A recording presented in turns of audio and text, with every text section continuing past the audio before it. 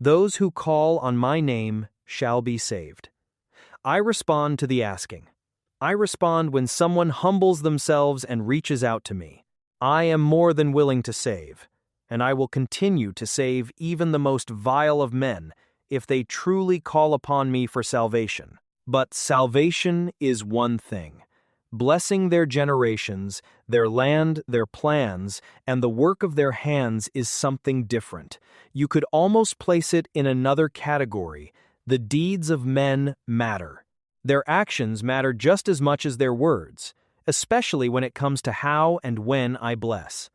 Some Christians will never live what you would call a truly blessed life because they are still full of self. Their own will, prosperity, position, and personal desires are far too important for them to surrender to me. This can be true of the simple fool who wastes every day on games and entertainment. And it can also be true of the hardworking, purposeful dreamer whose heart is still controlled by greed. Neither one is blessed generationally. This is why I push you so strongly to think like the father of many nations. Abraham devoted more time than you could imagine to prayer and to thinking generationally. He didn't want it all just to end with his life. And now everyone knows his name. He was a blessed man. Understand this. The blessing of Abraham was about far more than goods, property, or land. I did not give Abraham a great amount of land during his lifetime, but I gave him the blessing. His people became my people, and my people became his people. If you want to understand what it means to walk closely with me, ask yourself, do I call your family blessed generationally? Even when members of Abraham's family rejected me, I continued to preserve them, bless them, and allow them to grow. The people of Israel have remained in this world from the moment I blessed Abram, and they still exist today. How many other families, tribes, and nations have completely disappeared? You cannot count them. So while you pray for me to move quickly, to rescue you from trouble, and to deliver you from evil, you often do not see what I am doing generationally. Many people only look at the external. They look at land, property, homes, cars, money, influence, and even physical appearance. But they have missed it, sometimes in part, and sometimes completely. My blessing is always revealed in what reaches the children. Look at the ministries you know. Some have done great exploits in my kingdom, but they have mostly lost their children. Were they truly blessed in every area? When you meet a family, a man and a woman who both serve me, understand the importance of both hearing my voice. But remember that I spoke directly to Abraham. Sarah did not believe at first. Of course, I speak to women.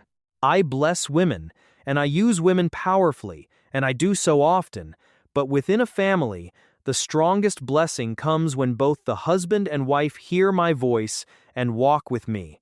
And special attention must be given to raising up godly men, because the absence of faithful men makes the spiritual health of a family much more difficult. My blessing is generational. Just as I told Israel through Moses, I have a covenant with these people. I have promised to be with them. They must turn toward me to recognize and experience it. Deuteronomy 28 speaks of covenant blessing.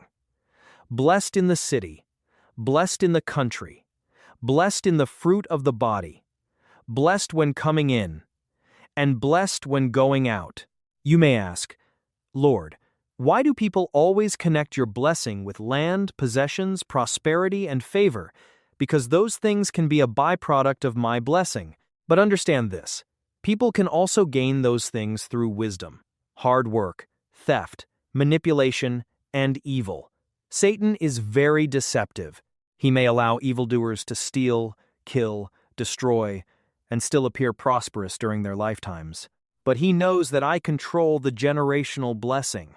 He is happy to help evil prosper temporarily, because he wants to destroy not only the people being harmed, but also the generations of those who practice evil. From the outside, it may appear as though Satan and I are working hand in hand, but we are not. Satan wants evil to produce more evil, and that happens often. But I stop evil by withholding generational blessing from those who remain selfish and foolish in their hearts. Do not measure a person's blessing only by what they possess today. Look deeper. Look at the fruit of their lives. Look at what they are passing down. Look at what is happening in their children and in the generations that follow. Because true blessing is not merely personal. My blessing is generational.